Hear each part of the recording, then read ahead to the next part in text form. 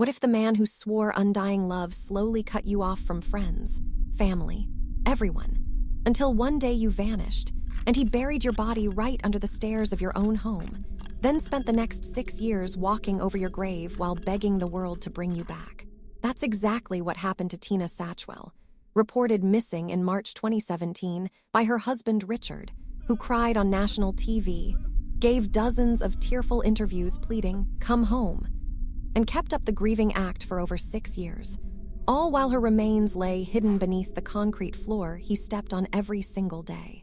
How does a manipulative husband pull off that kind of deception, isolating his wife completely, spinning lies about her leaving voluntarily, selling her clothes at car boot sales, even offering away the chest freezer, before investigators finally jackhammered the stairs in 2023 and uncovered the truth?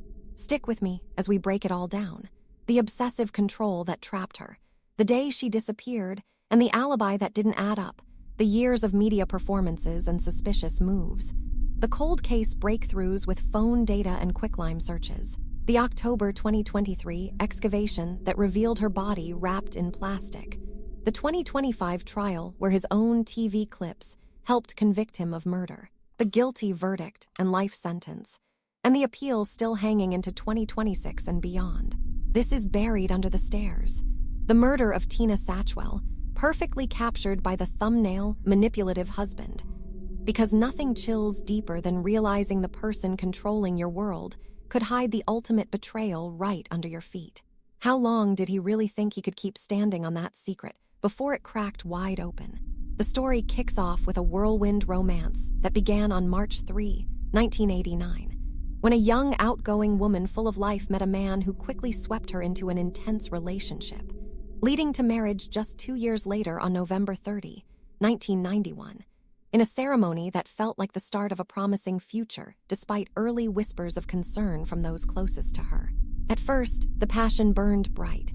He saw her as his prized possession, openly calling her his trophy wife and beautiful Irish rose in ways that felt flattering yet hinted at possession, while family pushed an ultimatum to commit or let her go, resulting in the quick wedding and a shared life that soon crossed borders with a move back to Ireland for a fresh start.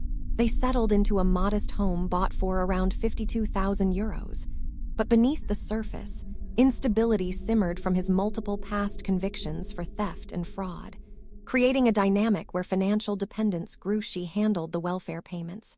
The accounts often dipped into overdraft, and he became the dependent one while quietly tightening control over everyday freedoms. Her vibrant personality shone through in simple joys like attending car boot sales, chatting easily with neighbors, and adorably dressing up her 2 beloved chihuahuas Ruby and Heidi in little outfits that brought smiles to everyone around. Yet red flags started stacking as he criticized her friends, followed her wherever she went, once confiding he'd track her to the ends of the earth, and the social circle steadily vanished under the weight of that constant oversight. The pattern locked in deeper with strategic moves, first to Firm near her supports, then further to Yoel around 2016, distancing her from family and old connections, turning an outgoing life into one of increasing reclusion inside the Grattan Street home, where outings became rare and independence faded. All this layered quiet vulnerability, the financial strain tying her down, the erosion of trust through control tactics, the loneliness of a shrinking world that left her reliant on the very person fueling the isolation, setting the stage for deeper resentment to build over decades. How does that slow-burn control finally erupt after years of hidden tension, leading to one day in March 2017, when everything snaps and a disappearance story begins that trial testimony would later tear apart? Because as family statements and forensic evidence in court revealed, those early red flags weren't just quirks. They were the foundation for a tragedy that stayed buried far too long. By early 2017, the once vibrant outings and neighbor chats had vanished almost completely, leaving the woman rarely seen beyond the walls of the Grattan Street home in Yoel as financial strain and total seclusion took full hold. Then, on March 24, 2017, the husband reported her missing to authorities, launching a story that would dominate headlines for years. His account. On March 20, A heated argument erupted that morning, leading her to pack a bag, declare she needed space, and head out. While he drove to Aldi in Dungarvan for parrot food and groceries at her request, only to return to an empty house and a note asking him not to follow, with claims she was bound for firm to stay with family. But cracks appeared immediately. No CCTV captured her on any route, no phone activity surfaced, no contact reached the close aunts and cousins who insisted total silence wasn't like her at all, and no independent trace emerged despite the detailed timeline. His reaction fueled more doubt. Quick acceptance of the voluntary departure, no frantic private searches, just a swift pivot to public appeals while quietly selling off personal belongings and launching home renovations, including pouring fresh concrete in key areas like under the stairs. Over the next 6 years, the media campaign ramped up relentlessly. Multiple emotional appearances on Crime Call and RTE broadcasts, tearful pleas standing alongside family members begging for her return, interviews generating fresh tips, and keeping the case framed as a missing person who simply walked away. Family frustration mounted steadily. Why the calm disposal of her things so soon? Why the lack of real urgency behind the camera? Why the unwavering insistence on the voluntary story when nothing added up? How does someone pull off that level of public performance for over half a decade, crying on national television for a safe return? While the truth lay sealed in concrete just feet away in the home they continued living in. As the next part reveals, that facade held firm until a 2023 cold case review sparked a targeted search, forcing the concrete to finally crack and expose what had been hidden all along.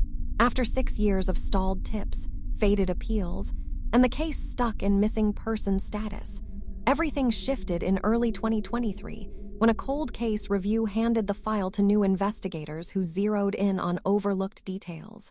The inconsistent timelines, suspicious behaviors, and those untouched home renovations from right after the disappearance. By October 2023, focus locked on the Grattan Street property, triggering a full excavation that kicked off on October 9 with teams chiseling through the fresh concrete poured years earlier under the stairs, breaking layer by layer as tension built with every strike. What they uncovered hit like a bomb. Human remains sealed in black plastic bags, buried in a deep makeshift grave dug right inside the home, skeletal after so long, but quickly confirmed through DNA matching as the woman reported gone since March 2017, proving no voluntary exit, no escape to family, just a violent end hidden in plain sight. Forensics sealed it fast, traces tying back to the house, no doubt on identity, shattering the entire public narrative in hours and upgrading straight to murder with an immediate arrest. The shock waves ripped through everyone.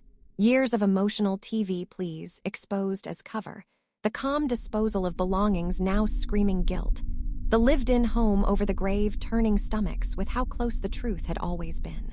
How does the trial rip open the final cover-up story, the panicked lies that followed the act, and the circumstantial web that finally nailed the conviction, delivering justice after all that delay? Because once the concrete cracked, the evidence poured out, leading straight to a guilty verdict and life sentence that the family had fought for through every agonizing year.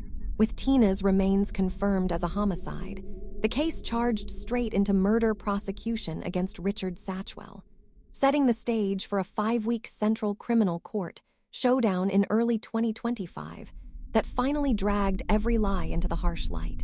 Prosecutors built an airtight circumstantial wall, forensics tying the concrete-sealed grave and plastic, wrapping directly to the home, immediate renovations targeting that exact spot under the stairs right after the disappearance, swift sales of her belongings clashing with those tearful TV pleas, and decades of witness testimony exposing a pattern of coercive control that eroded her world into total isolation. They shredded the voluntary departure story. No supporting evidence anywhere, shifting details in his accounts, zero real urgency behind the years of media grief performances that kept the case framed as missing. Defense argued no proven intent, pushing for manslaughter or self-defense based on his chisel attack claim. But after nearly 50 witnesses and that overwhelming pile of inconsistencies, the jury needed just hours to reject it outright. May 30, 2025. Unanimous guilty verdict on murder, proven beyond doubt, even without an exact cause of death from the skeletal remains due to advanced decomposition. Sentencing hit June 4 with a mandatory life term, amplified by victim impact statements that ripped open the family's agony. Years stolen in limbo, trust shattered by the one person sworn to protect. Yet Richard lodged an appeal in August 2025 on 6 grounds, challenging evidence and fairness, with hearings delayed deep into late 2026 or even 2027. Will this last-ditch fight crack open doubt and delay true closure, or finally slam the door on any chance of escaping justice? For now, the conviction stands firm, the hard-fought exposure of a deception that buried the truth for far too long, until the concrete gave way and the lies collapsed. Guilty on murder. Life sentence slammed down in June 2025.